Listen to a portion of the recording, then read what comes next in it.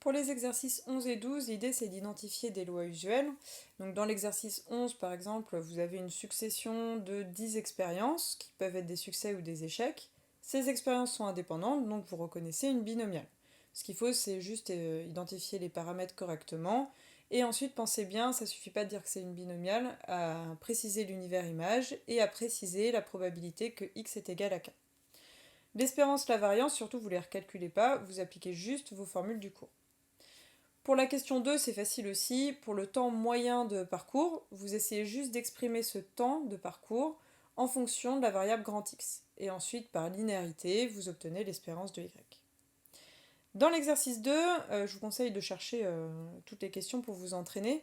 Il faut reconnaître à nouveau des lois usuelles. Alors, ce qu'il faudra bien faire attention, c'est de différencier la loi binomiale, que vous avez l'habitude d'étudier, de la loi hypergéométrique qui est nouvelle. Dans les deux premières questions, par exemple, la première, vous avez bien une binomiale. Vous avez une succession d'expériences aléatoires, indépendantes, qui peuvent être à chaque fois des succès, des échecs. Vous comptez le nombre de succès, c'est exactement une binomiale.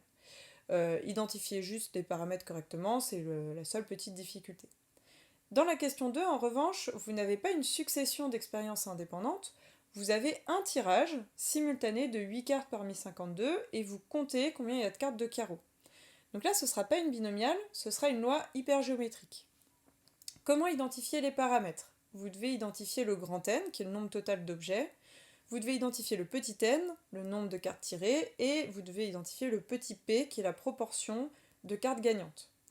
Grand N, c'est juste 52, c'est le nombre de cartes au total. Petit n, c'est le nombre de cartes prélevées, donc ici c'est 8. Et petit p, ici pour le trouver, vous allez juste compter combien vous avez de cartes gagnantes au départ, avant de faire l'expérience, et vous allez diviser par le nombre de cartes au total. Il y a 13 cartes de carreau dans le jeu, si vous divisez par 52, vous obtenez une proportion qui vaut un quart. C'est celui-là qui vous pose le plus problème en général, essayez de bien comprendre que c'est avant l'expérience la proportion d'objets gagnants dans votre jeu. Après, vous citez juste les formules qui sont pas très compliquées, surtout que là, vous n'aurez pas à faire tous les cas compliqués, vous regardez juste le n par rapport au nombre de cartes gagnantes, ce qui vaut, et vous estimez le x de oméga. Dernière loi qu'on va souvent identifier, c'est les lois uniformes. Alors il y a un exemple qui est dans la question 8. Ici, dans la loi uniforme, ce qu'il faut repérer, c'est qu'il y a équiprobabilité pour chacune des issues. Là, dans cette question, vous avez autant de chances d'avoir 0, 1 ou 2 bosses. Donc c'est bien une loi uniforme, et pareil, vous appliquez vos formules. Attention qu'ici, le 0 est inclus, donc c'est pas la loi uniforme de paramètre 2.